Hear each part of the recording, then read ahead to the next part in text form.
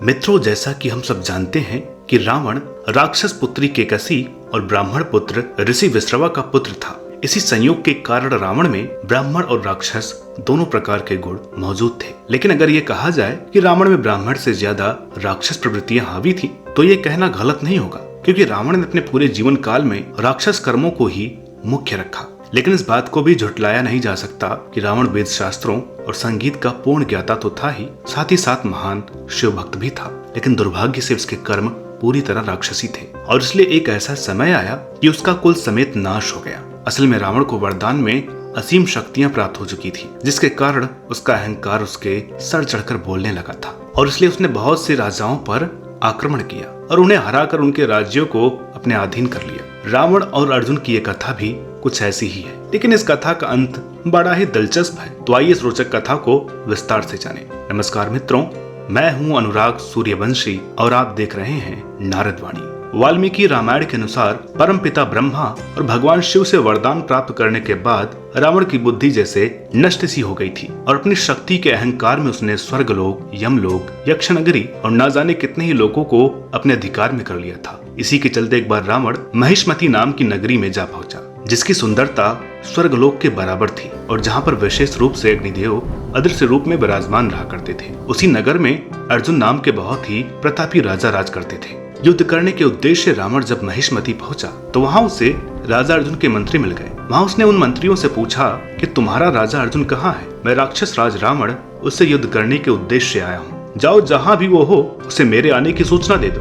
ऐसा सुनकर राजा के मंत्रियों ने कहा, हमारे राजा इस समय यहाँ पर नहीं है, वो किसी जरूरी कार्य से बाहर गए हैं। इतना सुनने के बाद रावण वहां से विंध्याचल पर्वत के निकट नर्मदा नदी के तट पर आ पहुंचा। वहां पहुंचते ही रावण ने अपने मंत्रियों प्रहस्त, शुक, सारण, महोदर, धूम्राक्ष और बाकी सैनिकों के साथ नर्मदा नदी में स्नान किया। स्नान करने के बाद रावण ने महादेव शिव शंकर की आराधना करने की इच्छा जाहिर की और फिर सभी सैनिकों ने शिव पूजा के लिए ढेरों सारे पुष्प इकट्ठा किए। इसके बाद रावण ने नर्मदा नदी के तट पर शिव पूजा शुरू कर दी। उधर कुछ दूरी पर नर्मदा नदी में ही महिष्मति के राजा अर्जुन अपनी स्त्रियों के साथ जल विहार कर रहे थे। जल विहार करते हुए अर्जुन इतने ज्यादा प्रसन्न हो गए थे कि उन्होंने अपनी शक्ति से नर्मदा जल के वेग को रोककर अनजाने में उस दिशा में भेज दिया जहाँ रावण शिव पूजा कर रहा था। इस वजह से जल का वेग इतना ज्यादा हो गया कि रावण द्वारा चढ़ाए गए सारे पुष्प उसी जलधारा में बहने लगे। लगभग आधी पूजा ही समाप्त हुई थी कि रावण का ध्यान टूटा और उसे लगा कि जैसे नर्मदा नदी में बाढ़ आ गई।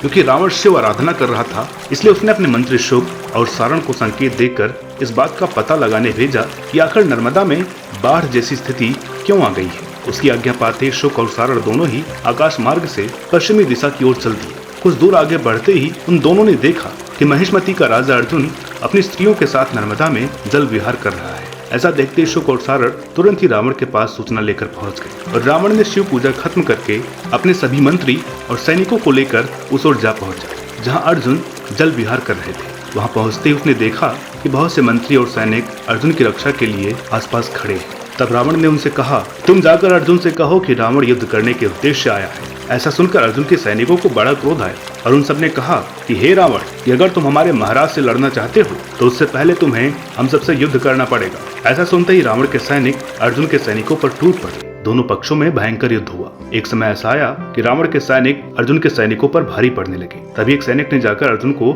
इस बारे में जानकारी दी कि रावण आपसे युद्ध करने के लिए आया है और उसने हम सभी पर आक्रमण कर दिया है। इतना सुनते ही अर्जुन नर्मदा जल से बाहर निकले और बड़ी ही तेजी से रावण से युद्ध करने के लिए दौड़ पड़े। वहां पहुंचते ही अर्जुन रावण के सैनिकों पर यमराज की तरह टूट पड़े। अकेले ही उन्होंने हजारों सैनिकों को मौत की नींद सुला दी। अर्जुन के इस भयंकर रूप को देखकर शुक, सारण और बाकी सारे सैनिक वहां से भाग खड़े हुए और फिर अर्जुन और रावण में बहुत ही भयंकर युद्ध छिड़ गया। दोनों ने एक दूसरे पर गदा प्रहार करना शुरू कर दिया। युद्ध इतना लंबा होता जा रहा था कि ऐसा लग रहा था कि जैसे इस युद्ध का अंत कभी नहीं होगा। काफी लंबे युद्ध के बाद अर्जुन ने सोचा कि अब तो इस युद्ध का अंत करना ही होगा। इसलिए ऐसा सोचकर वो गरुड़ की तरह रावण पर झपट पड़े और उसे बंदी बनाकर अपनी नगरी महिष्मति जा पहुंचे। अर्जुन द्वारा रावण को बंदी बनाए जाने का समाचार सारे विश्व में फैल चुका था। यहाँ तक कि स्वर्गलोक के सारे देवता बहुत प्रसन्न हुए और उन्हीं के जरिए ये समाचार रावण के दादा महर्षि पुलस्त तक पहुंचा। आप सभी तो जानते ही हैं कि दादा और पोते का रिश्ता बहुत ही खास होता है। एक दादा को अपने पोते के लिए इतना प्रेम होता है कि वो हर स्थिति में अपने पोते का बचाव करना चाहता है। इसी प्रेम के चलते महर्षि पुलस्त भी तुरंत राजा अर्जुन की नगरी जा पहुंचे। राजा के भवन में प्रवेश करते ही महर्षि पुलस्त का भव्य स्वागत किया गया। खुद अर्जुन ने आगे बढ़कर उनका स्वागत किया और कहा कि हे महर्षि, आपके आने से हमारा ये नगर धन्य हो गया। शायद मैंने कोई बहुत पुण्य कर्म किए होंगे जिसके कारण आप जैसे सिद्ध ऋषि के दर्शन मुझे हुए। हे प्रभु, ये सारा राज्य आपका ही है, हम सभी आपके सेवक हैं। आप बिना संकोच की आज्ञा दीजिए, मुझे क्या करना है।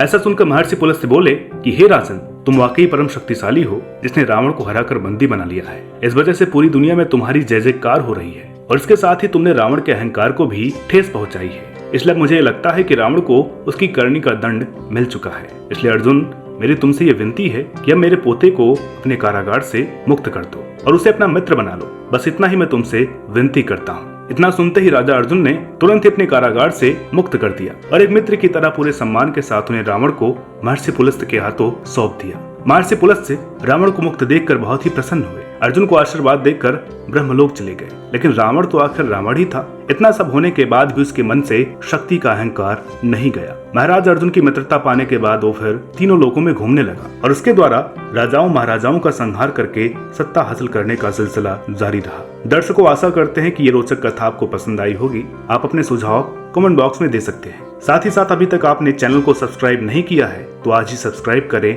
नारद वाणी। मिलते हैं आपसे अगली वीडियो में एक और नई कथा के साथ। तब तक के लिए नमस्कार।